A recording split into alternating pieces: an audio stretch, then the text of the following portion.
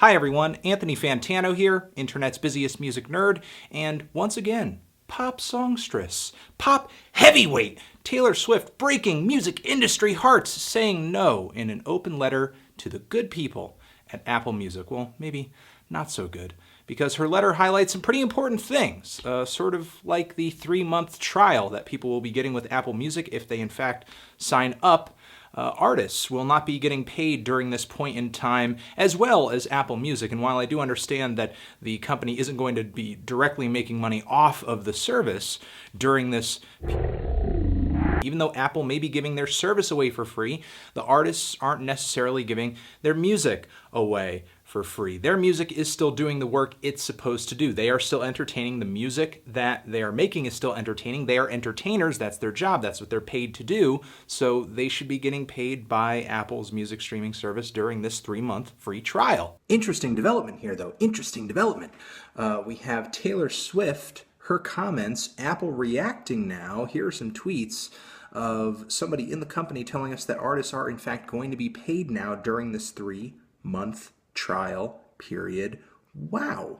But I still kind of wonder, though, how much longer can somebody like Taylor Swift sort of hold out with these music streaming services? She said no to Spotify, she has said no to Apple, and most definitely the only reason she can sort of continue to turn these big music streaming services down is because she is one of the largest artists in the world. She has that power, she has that influence where she has maybe a little bit more leeway with her label and she can decide where her music goes and where it doesn't go. But no doubt in these situations, Taylor may in fact be seeing some pressure coming from her labels on this issue, because even though she, is one single person and has more money than any one single person really needs, her label, who ultimately own the rights to her music, aren't seeing millions and millions of dollars in potential revenue from these music streaming services. And not only that, but what happens when Taylor Swift is really no longer America's sweetheart as she is right now?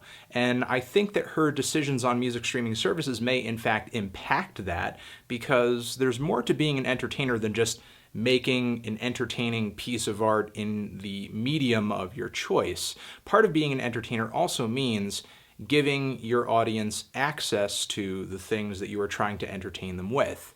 And even though Taylor may sort of be butting heads with these music streaming services, ultimately, or I guess indirectly, she's also butting heads with her audience, or rather her potential audience, especially younger listeners who mostly consist of Taylor Swift's listening demographic. People in these younger age ranges have pretty much unanimously decided, we like these music streaming services, we like listening to music for free. Even though we might not totally be down with all of the morals of these companies, and we may like discussing these companies and sort of talking about, whether or not actually using them is good or bad, we do in fact use them. Let's say you're an author, you can most definitely have more control over the price of your art if you print, a handful of copies and you put them in just a bunch of dusty old bookstores and you charge each one for $100. The $100 price tag might seem nice, but the fact of the matter is you're not actually making any of that money if people aren't purchasing your book, especially if people don't even know your book exists or don't know really where to access your book, or if access to your book is difficult and inconvenient. Putting your art, putting the things that you entertain people with in places where they can easily hear them, see them, read them is part of being an entertainer. And again, younger audiences have decided that they like these music streaming services. So how long can Taylor Swift really say no to them? Because she's not just rejecting these companies. She's also saying to her fans, you're not going to have access to my music in this spot where you like listening to music. So for me right now, it's not really a matter of if, it's really a matter of when. Eventually, I think we're going to see Taylor Swift's music on these platforms. I don't know what kind of deal is going to bring that about, but I think it's going to happen. And I'm not saying that because I think Taylor Swift is morally incorrect. I think she makes great points about Apple Music, and I think that her letter here exposes Apple Music kind of in the way that I was talking about it in one of my last videos, just saying that they've entered the market, the music streaming market, but they're not going to bring anything new or interesting to the table. And here with this sort of 3-month free subscription, not paying artists during this period of time thing. They are showing themselves to just be another music streaming service that is going to screw artists over. But the thing is, the only reason we have all of these avenues where we're essentially getting music for free on the internet right now is because that's what audiences want. So what do you think about all of this? Do you think Taylor Swift should get on Apple Music? Should she get on Spotify? Is she going to? And I mean, are eventually all artists just going to kind of give into this demand to just allow their music to be streamed for free by audiences on places where they're either paying for subscriptions or being exposed to advertisements? Let me know.